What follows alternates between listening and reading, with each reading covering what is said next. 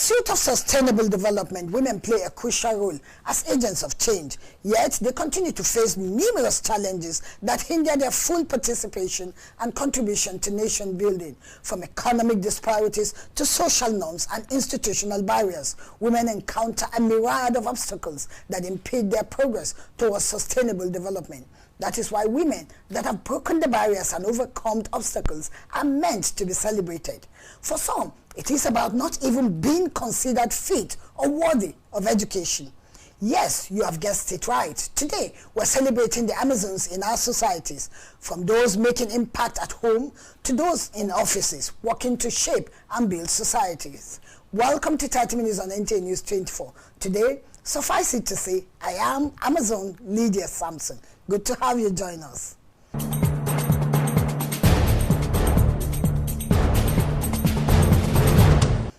The girl child often starts battling discrimination from birth.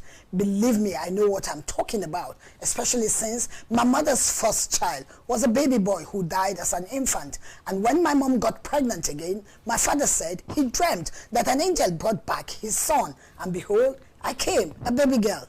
That he was unhappy? A story for another day.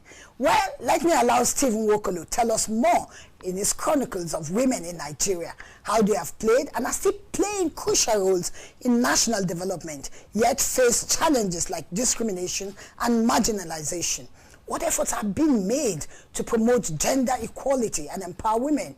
Why is it that despite progress, women in sub-Saharan Africa, including Nigeria, still encounter obstacles limiting their rights? Stephen, please bring us up to speed.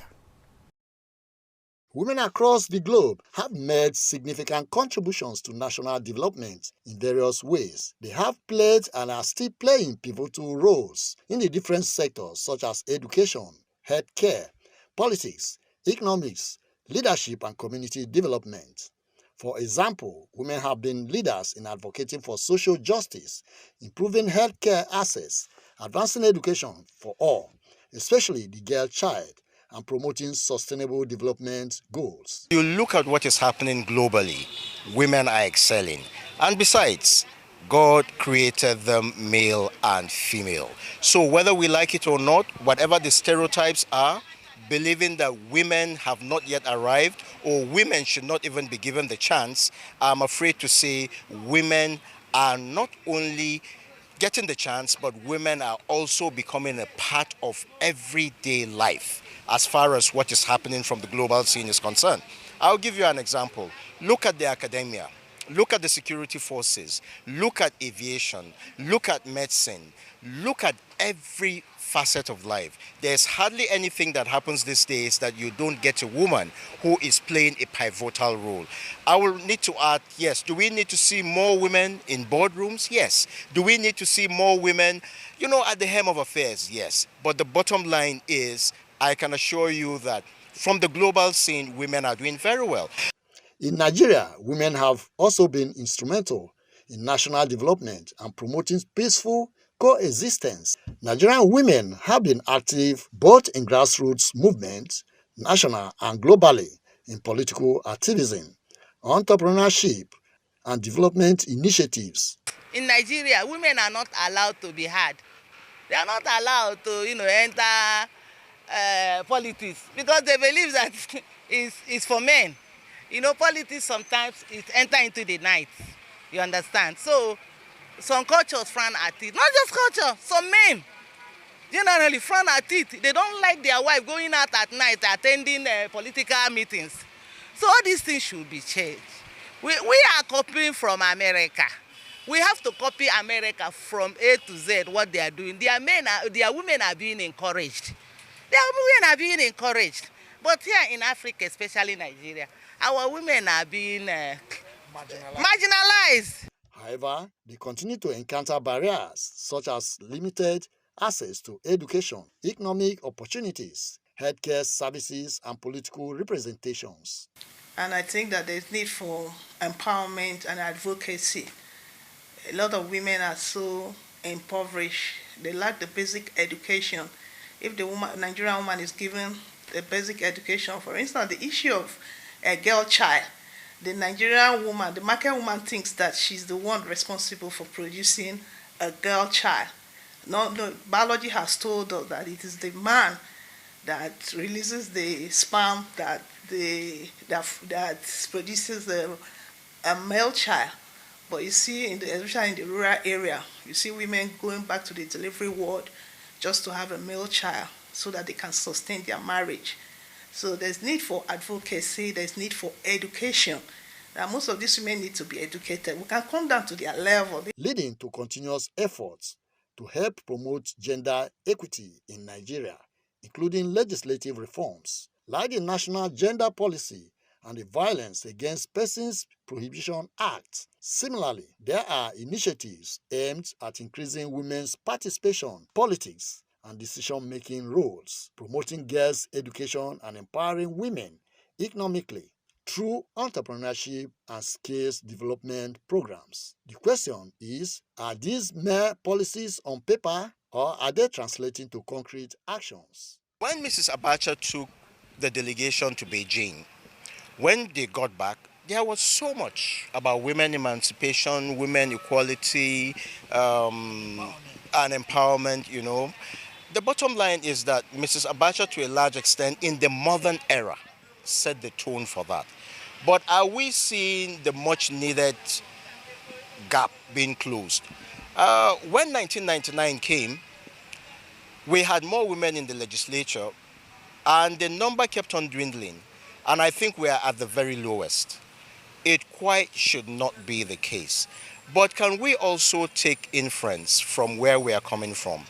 People like Mama Margaret Ekpo, Gambo Sawaba, Fumila Ramson-Kuti were grassroots women. Can we begin to see that women who truly want to participate in politics give credence to grassroots politics? You know, I think the problem is that sometimes they just want to emerge from the top or from the middle without really giving credence to what happens at the grassroots. This, in my opinion, it's something that we need to look into. Despite these efforts, why then is it that obstacles persist, especially cultural norms and practices, inadequate implementation of gender-sensitive policies, limited access to resources, and gender-based violence? Addressing these challenges, experts say, requires a multi-sectoral approach involving government agencies, civil society organizations, international partners, traditional leaders, and communities to create an enabling environment for gender equality and women's empowerment. Before now, women don't support themselves, but now women support themselves because we now know that we just have ourselves. We now support ourselves. For instance, I'm a woman and I will support any woman out there that is trying to do something that for the betterment of society. I want to say that it was a setup before now against us. It still boils down to lack of education that I talk about. That if we know these things, that women supporting ourselves will take us far. That you're shining does not mean I cannot shine. So we can do better as a team. And I want to use this medium to talk to all women out there that it's high time we support ourselves because we have only ourselves at the end of the day. We can do this thing. We can do it. We can do it when we come to. We are not in competition with the men.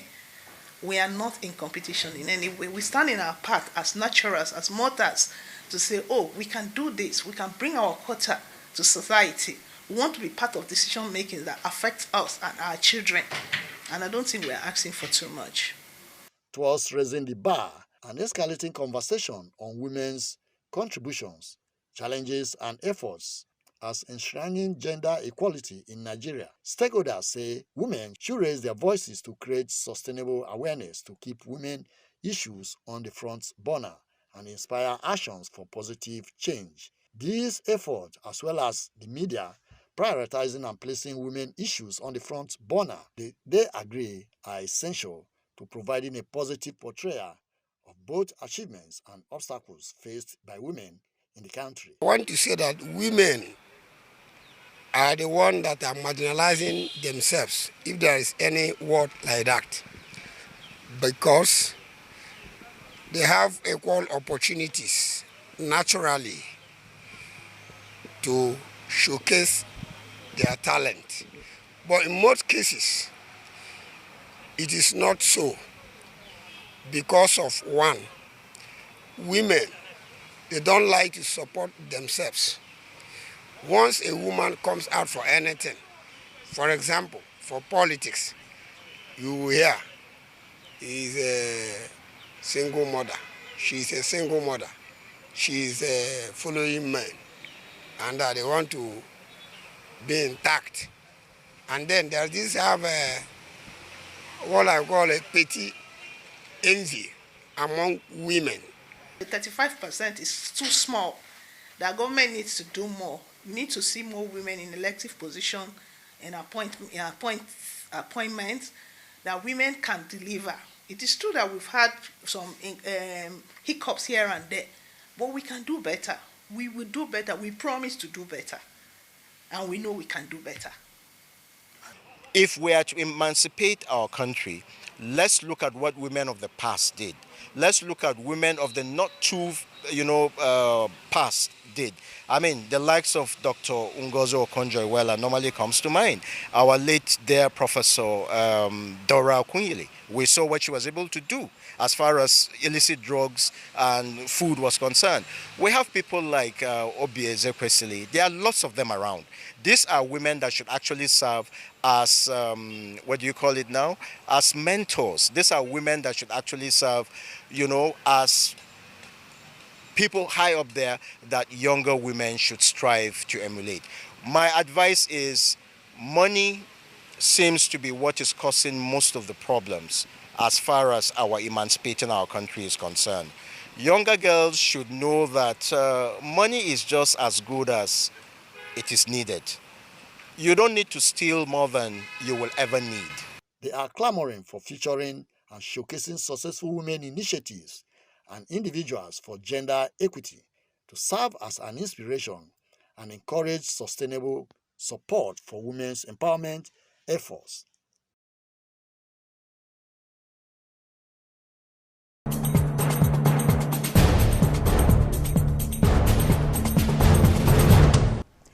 Our second report by Ibrahim Bello Gunda will tell us how Nigerian women are excelling globally, making use of opportunities and international initiatives aimed at integrating women into development agendas. Are the efforts at inclusivity gaining momentum in Nigeria? Ibrahim Bello Gunda has some answers. Women are the engine of growth and development in any society, playing a significant role in all spheres of human existence, being mothers who nurture children as their first teachers, empowering children with virtues positively. Women accelerate progress, knowing that their progress is the progress of all, from the family to the larger society. Recently, the conversation around diversity, equity, and inclusion has gained significant traction within Nigeria's corporate structure, with organizations recognizing the need to foster diverse, equitable, and inclusive work culture for women towards enshrining sustainable development. Our Labour Act, I can say, needs a lot of work. One, it has a lot of lacunas, one on inclusion for persons with disability, which includes women with disability. It also excludes young people in certain spaces and sectors. And why I say that is that this question you've asked is still based on quota.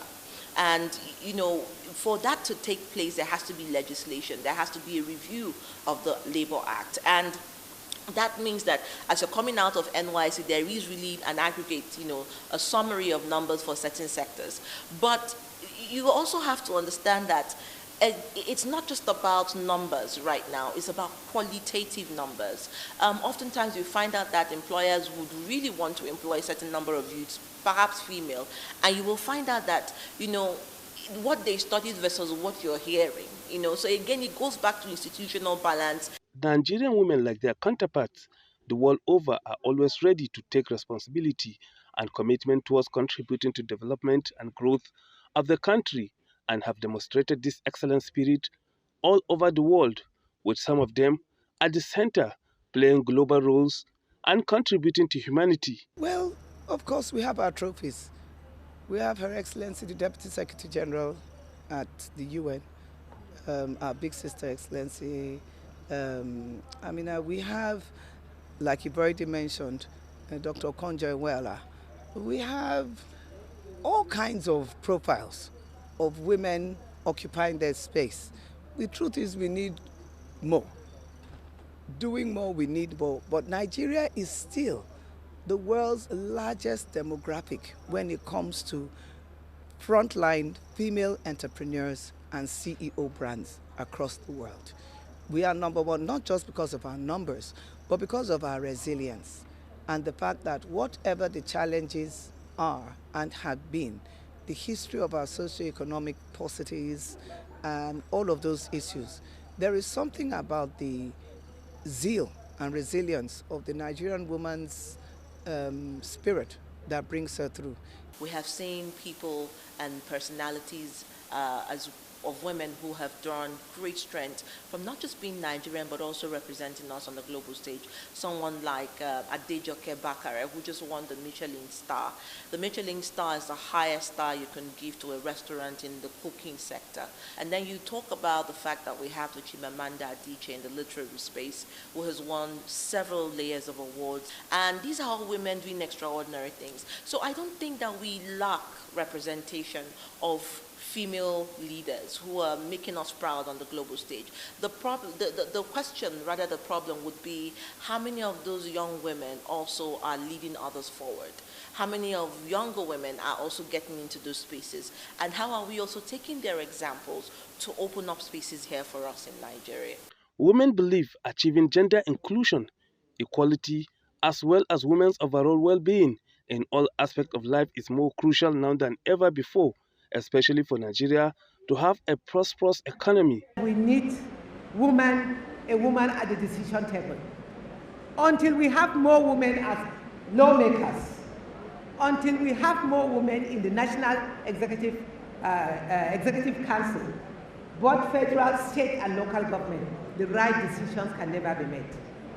Because a woman makes decisions not for herself, but for her family. A woman's decision is to protect everyone within the family, is to protect her community. I want to appeal to you, let us shun envy, let us shun the pull me down syndrome and keep supporting one another. The Nigerian woman and the estate of inclusion has become something that she is no longer shy to speak out about or fearful to resist and insist that I own my space and I remain in that space. So when it comes to issues of social welfare, we ourselves are beginning to empower ourselves into those projects and programs, defining policies, working with FIDA and all other international federated bodies and NGOs to give the Nigerian woman, by voice and by the value of her invested time and entrepreneurship and professionalism, to give to her those robust opportunities that will create prosperity wherever she is and through her into her economies and rescale economy as the case may be. The affirmative action is intended to deliberately remove barriers, build and empower the capacity of women in their chosen field of human endeavor, as well as to create opportunity for women to thrive in employment, education, appointment, among others, as part of efforts to redress past discrimination against women, and some women have this to say. In terms of where we want to be, I think the conversation doesn't need to stop. I think it is the advocacy that has brought us where we are. We may not be seeing the dividends, but I think where I am, I have a modicum of courage, is that the engagements are building more new voices. More new women are in the spaces, more young voices are in the spaces. What we now hope to see is a deliberate attempt to see how we can find legislation to be able to empower those outcomes, to make them law, just like we see in other countries, to open up the spaces for women. Countries like Rwanda, for instance, countries like Namibia, and countries like South Africa. And so I'm hopeful that, yes, we may not be where we want to be and probably a decline, but I feel that we can't stop conversing and having these conversations, but let us put a higher level and degree of impact in terms of outcomes by looking at stakeholders who can make sure that we get a lot of outcomes that are beneficial to the women in terms of numbers. They lamented that some traditional gender roles still persist in Nigeria and that cultural influences plays role in gender inequality, especially areas such as girls' education, child marriage, gender-based violence against women, female genital mutilation, among others. The major challenge that we have is the cultural bias. And of course, a lot is being done in that direction now. I mean, people are moving out of the bias. Glass ceilings are being broken here and there. But as a woman, and as the first female president of the Nigerian Society of Engineers, I've taken it as my responsibility to ensure that I do a lot of programs that will inspire and motivate more women, particularly into engineering. Because it's only when we do that we'll be able to have a collective voice, for the development of the woman and the empowerment of the Nigerian woman.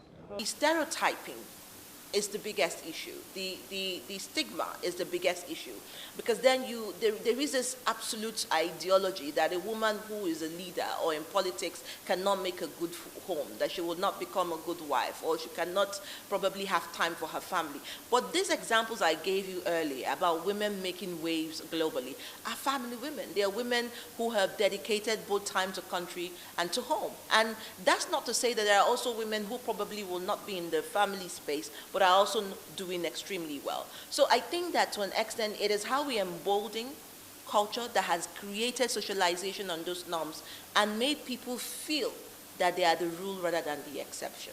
Comes to gender-based violence for women with disability, even for the influx, as it were, here in the capital city, so much migration that is bringing to us women, young girls, all kinds of socially challenged scenarios.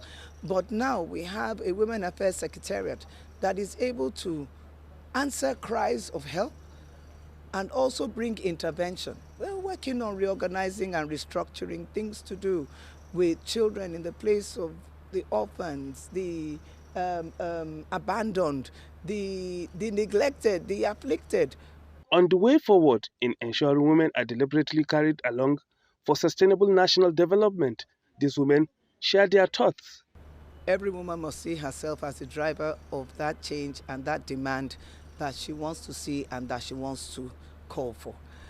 If you want to see a difference, become the difference you want to see. If you identify a gap, become the one who goes to bridge the gap. People would say 50% is a lot, but let's even start for 35% affirmative action, which has just been the call. The National Gender Policy as revised has also spoken on 35% affirmative action. That is a national document. So the presidency should look at revisiting that conversation and implementing that across the MDAs, and not just in politics, but also in the commissions. Training, particularly catching them very young, because we have to take the campaign to the grassroots, maybe right from primary school. Ensure that the girls are exposed to good education in science, technology, engineering, arts and mathematics. And then we create an enabling environment for them. Also invest in whatever innovations they have. They called on stakeholders to imagine a gender-equal world, free from bias, stereotype and discrimination. A world that is diverse, equitable and inclusive, where difference is valued and celebrated for overall development of society.